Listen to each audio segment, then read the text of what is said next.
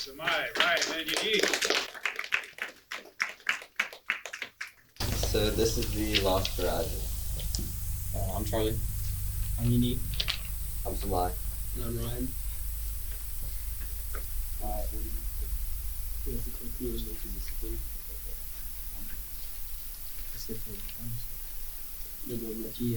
So our log line: after a fatal accident, teenage Samay and Charlie wakes up in a dark, decrepit world where he travels the mysterious landscape and encounters his long-dead father, who helps him navigate his way across the Lost Horizon.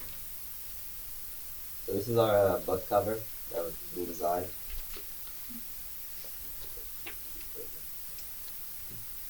Our fiction novel is a mix of fantasy and sci-fi, which presents a normal everyday world turned apocalyptic, which presents challenges every which way for our main character. Although not known to Samayan, the world he dives into is a Greek mythological adventure. So our first character, Samayan, is a young man trying to make sense of a new strange reality. At first he's confused, but he soon grows determined to figure things out. He's observant and curious, drawn to the mysteries around him, like the ruins in his dad's book. Even in unsettling situations, he shows resilience and pushes forward, no matter how uncertain the future is. And this is his father, Henry Charlie. So basically, he's a very mysterious figure. In the beginning, his story is only able to be pieced together through kind of like his research and stories left behind through like things he did when he was alive. So yeah, he was a historian, and all he really had was like photos and an old book filled with strange symbols and myths. And though he's no longer around, his past actions and discoveries are what helped guide Samayan through the story. This is Cheryl Charlie, who is Samayan's mom, and she's a devoted mother. Her life is centered on raising Samayan alone, and Cheryl doesn't play a huge part in her novel, but she's carried the weight of a single parent for 10 years since Henry's passing, and her role is kind of quiet in her novel, but she does play a key part by providing support to Samayan. So for Act 1, we start in Samayan's home. It's basically like an everyday getting ready for school. He has breakfast and stuff. And then it kind of changes when his mom, Cheryl, presents him one of his father's old books. And it's kind of nothing out of the ordinary. He starts reading a little bit, but then he has to bike to school. And he's so intrigued by this book that he's reading it while biking and gets hit by a truck, which kills him.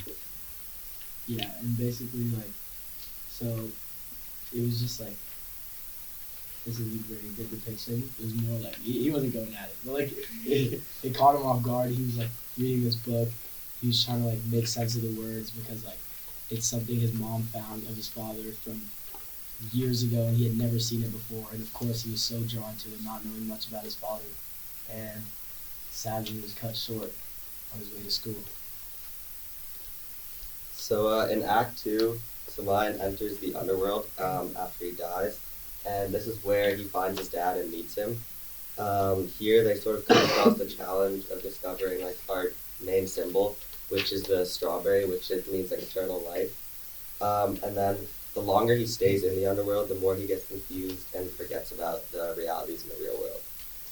And this AI-generated photo is a visual representation of like what we imagine our underworld would look like, and the soul's kind of trapped on the side is kind of what Henry Charlie is like. He's been trapped for 15 years in the underworld with no way to get back, and it's kind of just like a miserable place that you don't want to be like left in for long. And this is where Samayan and his dad they navigate through the underworld to try and get back. Yeah, as Samay said, like the longer you spend there, the more you forget about the like living world. And so as his dad had been there for a long time, he didn't really have much left until he encountered his son, which kind of brought back some like core memories that he had with him, and that's what like motivated him to help him make it out and go back to the living world. Questions? Do you have reflections on the project? Oh yeah. Yeah. Well, I guess for me, one of the like biggest things I learned from this project is like as I as you write, you kind of like have an idea of where you want to go, but the more you write, the more things start to get pieced together, and you kind of like develop the story more and more, and it just kind of like it evolves itself around your writing, which is really cool. Yeah, kind of connecting the unique. When you start writing, like there's never like an end to it. You can always add more. And then whenever you think there's like enough detail or enough imagery, there's always something else to add. So that was interesting to learn. Overall, I'm like just pretty proud of like the work we put into this, and I'm proud of like the strawberry like aspect that we got from the symbolism book, and I'm just really happy with how it turned out. Yeah, and it's really cool how you can like kind of like do your own creative process, and then using AI turn that into like stuff you can visually see pretty easily, and like you don't have to like spend so much time like drawing and stuff like that.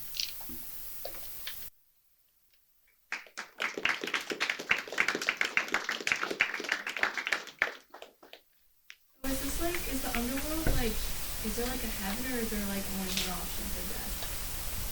In our story, right now we just have like the underworld, and Okay. like we're only on Act 2, but if we like develop it more, we might like add that in.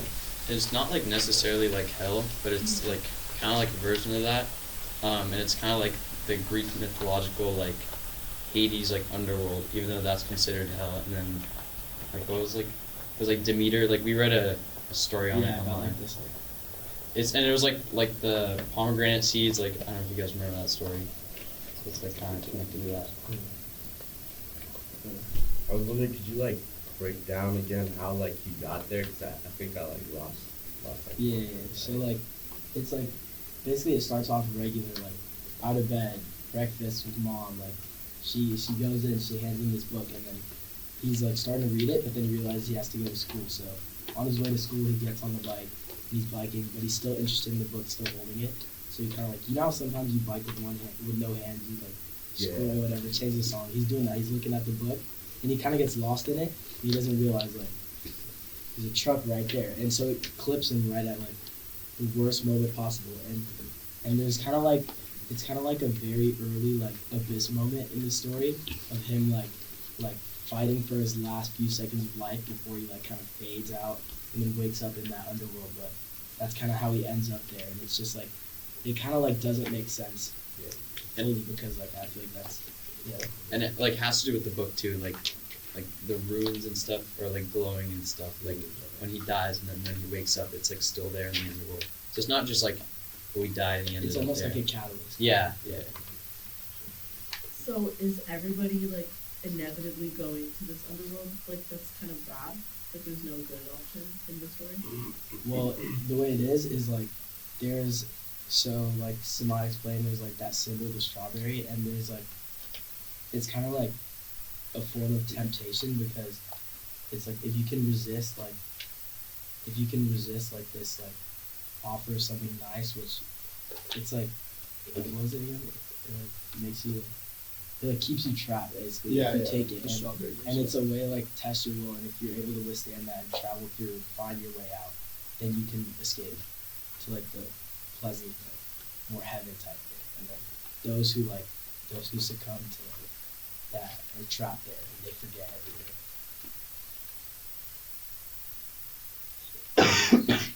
Do we get to see the impacts of Samayan's death on those who were previously around him living?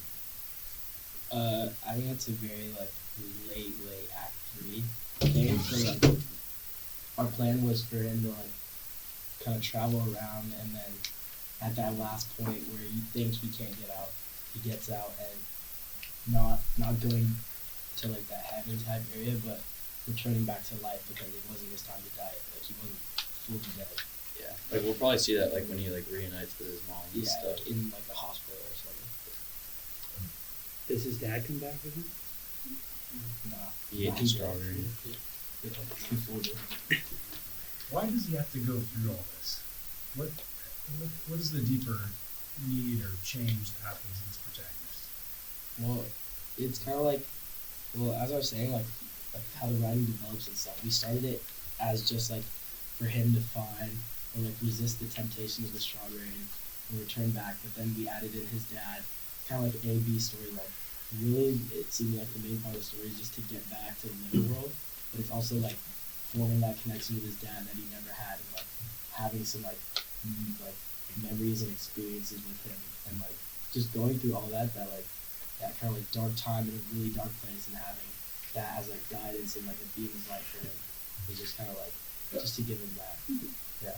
And it's also like a story about like him like resisting what everyone else couldn't resist, because everyone who's stuck there ate the strawberry and that's why they couldn't return, but he kind of has to learn like he can't do that as tempting as it is.